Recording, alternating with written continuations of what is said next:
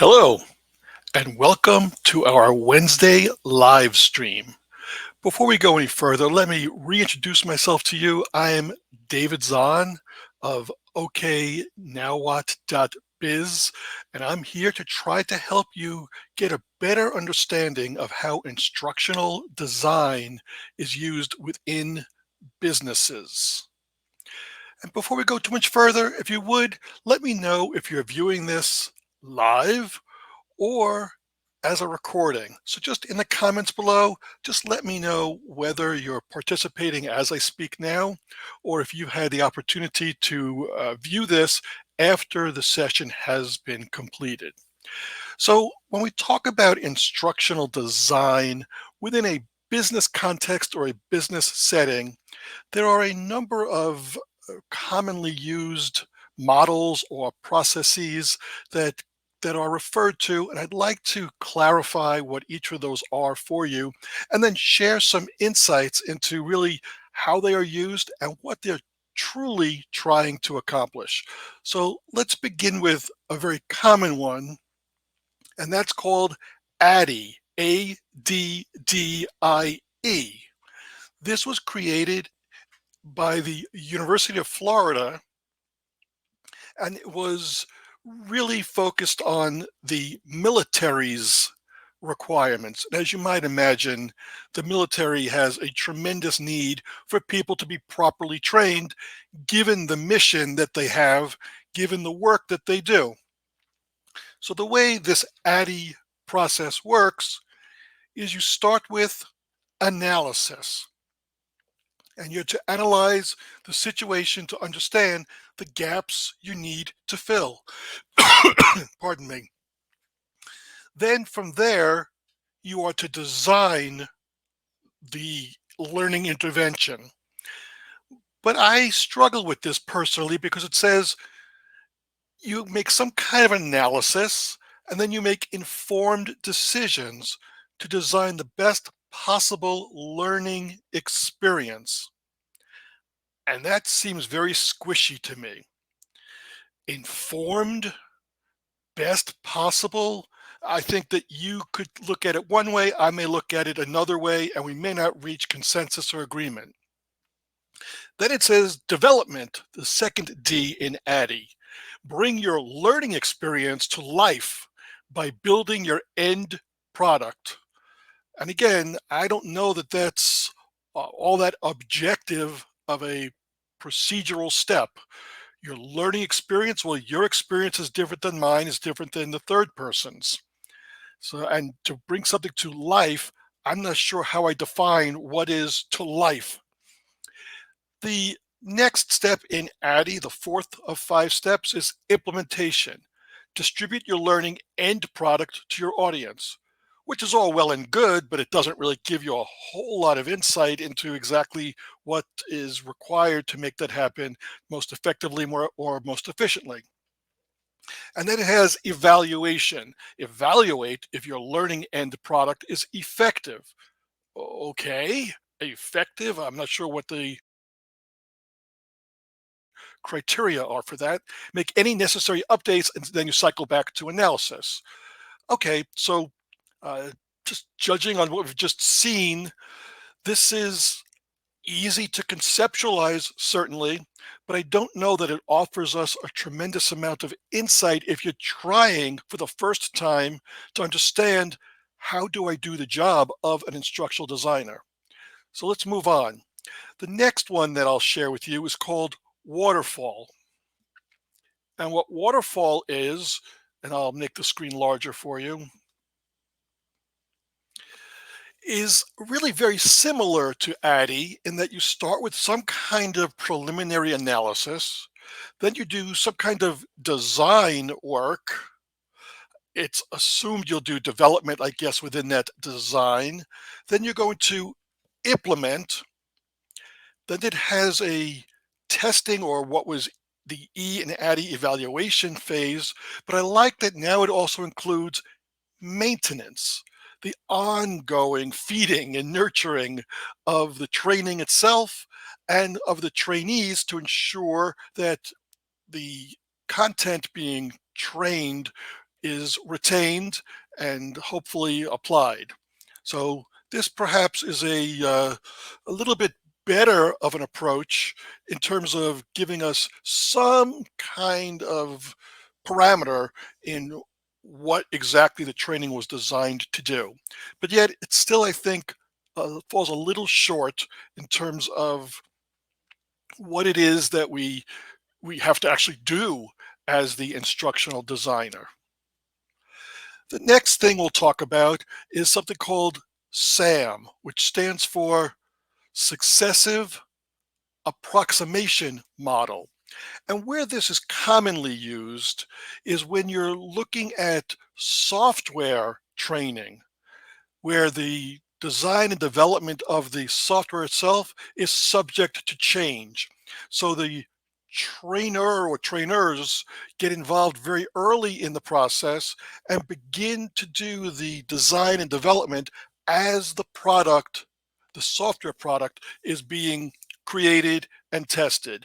And if you look across the very bottom of this chart, you have iterations of the product as it matures and is being created and tested, so too would the training. Hence the successive approximation title, because what you're doing is you're taking a best guess and then you're coming back and saying, well, that didn't work as well as we thought, or something has changed, something was modified. Now let's perhaps look a little more deeply into exactly what the training needs to reflect as the product changes. So this one is kind of sort of like trying to fuel the airplane while it's still in flight to a certain extent. A business necessity at times where you have to do things somewhat concurrently, but it doesn't often lead to the best training because you're forever having to do and redo on top of that in order to get the final product. So there can be a lot of wasted effort and energy in the early iterations of that particular training end product. So let's look at what would be the next one that we can talk about. And this is kind of my own spin, which I think gives us a little bit more content and context in terms of what it is that is required. So let's start at the what might be the 11 o'clock, or if this were to be a clock, the 11 o'clock time, where you start with the strategic direction that the business needs to achieve or accomplish. So, what are the corporate objectives? And then you begin to slowly incorporate into that a training approach. I tend to do a lot of sales training with corporations. So, I included sales strategy, but it could be any kind of strategy that would be appropriate, whether that's a hiring strategy, or whether that's a financial modeling strategy. Anything is possible. I happen to have defaulted here to sales strategy for purposes of our discussion. Then you do the analysis. We've seen this before, but I like to give a little bit more context here. How do I go about determining the appropriate analysis? And here you might do interviews with those that are to be trained, or perhaps it's the supervisors or managers of those to be trained. So you get a more comprehensive view of what the job entails and where those gaps may be. So you do some identification of the needs based on where the business is heading. You only want to train things that will support the mission, the vision of the business, the objectives that the business has, and what perhaps would be a skill or a behavioral gap. From there, you would go about a curriculum design step, which is like our 1 o'clock around my image here. And here, and I'll make the slide larger for you. Here, you prioritize what are the highest order needs. And is this just a one-shot deal, or does it require a multi-level? I have to train maybe new hires on this skill to a certain extent, but then I have my seasoned or tenured employees. Do they need different kinds of training? Does the supervisor need to be trained differently than the technician, mechanic, or whatever the level may be? So you look at that. Does this all have to occur in a certain time period, or are we going to pace and space it out over perhaps multiple months or even multiple years? Then we come up with product design. So we have our curriculum, which could be part of a, rather, a curriculum could be a multi-course, a multi-experience initiative, but then we look at the specific of the product. We might have a classroom session. We might have certain on the job trainings, self-paced kinds of things. Those would be the specific products that would need to be designed. I would have to come up with a very specific objective for each. The format, of course, is how is it going to be designed? How is it going to be created? And so you come up with that as a more strategic side of things. Then you do the actual roll up your sleeves and development. Here's where you might be working with various subject matter experts, because you can't necessarily be expected to be the subject matter expert in every topical area. But if we were to say product design and try to use a school example, okay, so you're going to teach European history. Well, does that mean we're going to focus on the Roman Empire, the Middle Ages, Franz Ferdinand? That's where we would have to come up with our very specifics of what exactly are the objectives, what are the concepts we're going to be employing, and then develop the appropriate product, the lesson plan, if you will, for each discrete portion of this training. Then we come up with implementation. When will this happen? How will it happen? And when we talk about businesses that perhaps are global or even national, one of the key decisions that have to be made is, if we're going to do this as a e-learning, something that's delivered via the computer-based training online, then we lose the ability in certain instances to allow that interaction with a live instructor. Now, of course, there are ways to overcome that, but you have to anticipate what are the likely questions, where are the likely areas that people may get confused, how can I provide them with supplemental material, all those kinds of things. If you're talking about some kind of product launch where you're going to have multiple trainers, live classroom sessions, well, how do I ensure consistency across trainers? Or frankly, if I have the same trainer doing multiple sessions, how do I ensure that he or she is consistent across the training they do week one versus week two? As we know, we all have good days and bad days. Well, how do I be certain that I have a consistency so that all of my trainees have the same experience in that training? So those would be things that we certainly would want to ensure we take into account. Then an area that very often gets skipped over or done in a more haphazard way is the follow-up and reinforcement aspect. And here what we're talking about is, what are the tools that we will give to management to ensure that their subordinates perform the job appropriately? And frankly, what training do they need in order to ensure that they are reinforcing the right things, and that they are encouraging and motivating the right behaviors? So here you might be considering certain job aids, maybe a separate training for them as well. Maybe there are certain resources electronic tools or other that we could use to ensure that the proper behaviors are being tracked and monitored and measured and reinforced. Then we have to talk about how are we going to evaluate the training? What are the specific results we are anticipating, which would tie directly back to when we had established objectives? What were we trying to accomplish? Did we in fact achieve that? And do we have a reliable metric, a way to ensure that we are evaluating and measuring the right behaviors? Now, of course, businesses have all kinds of variables that impact performance. So the ability to isolate exactly what we're looking to do, what we're hoping to impact, can sometimes be a little tricky. But that is the majesty, the beauty of being a good instructional designer.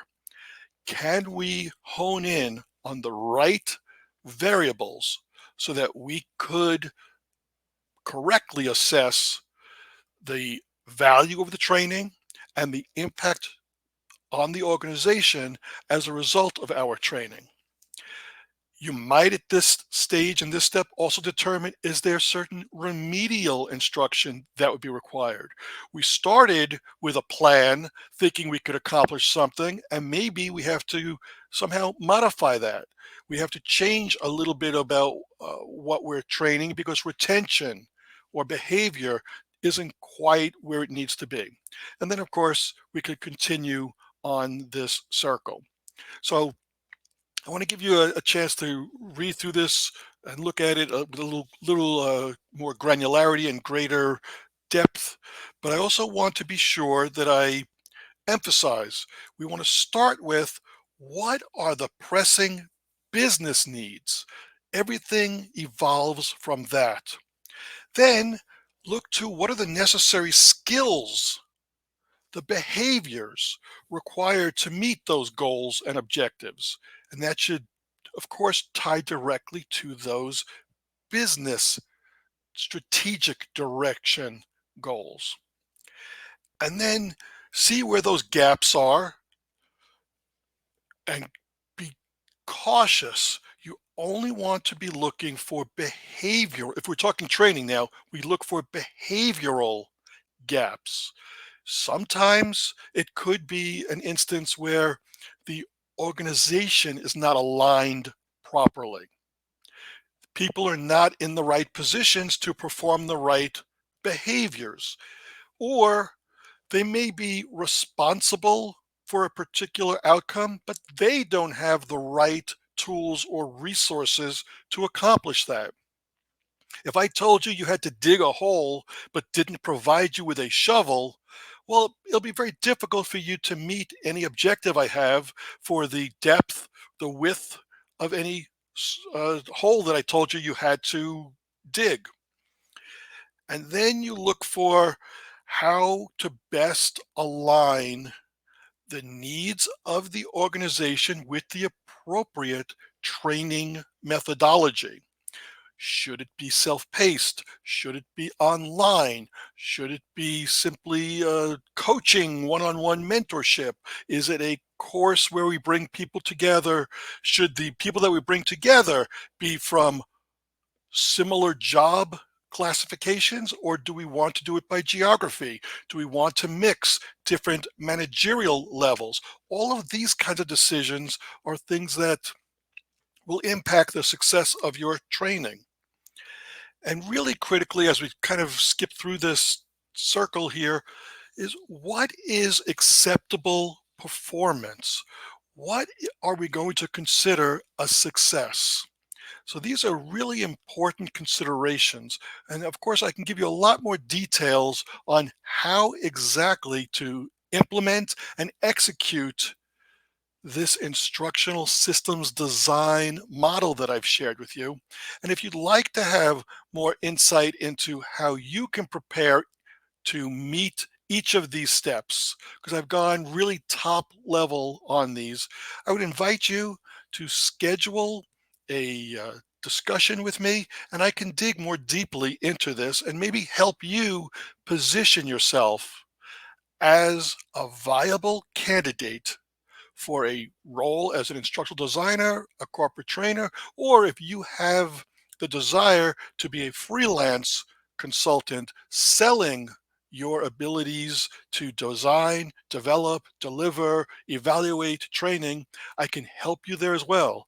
Certainly hope that this session has given you greater insight into what exactly is required of an instructional designer and how businesses tend to look at the process, whether it's through the ADDIE, ADDIE, whether it's through that waterfall or the successful approximation model, or the last model that I showed you, which is the one that I tend to favor the most because I think that it gives you the best grasp on exactly what is required and how each step builds on the other.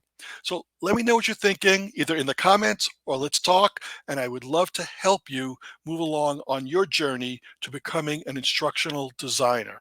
Thank you for participating in this session.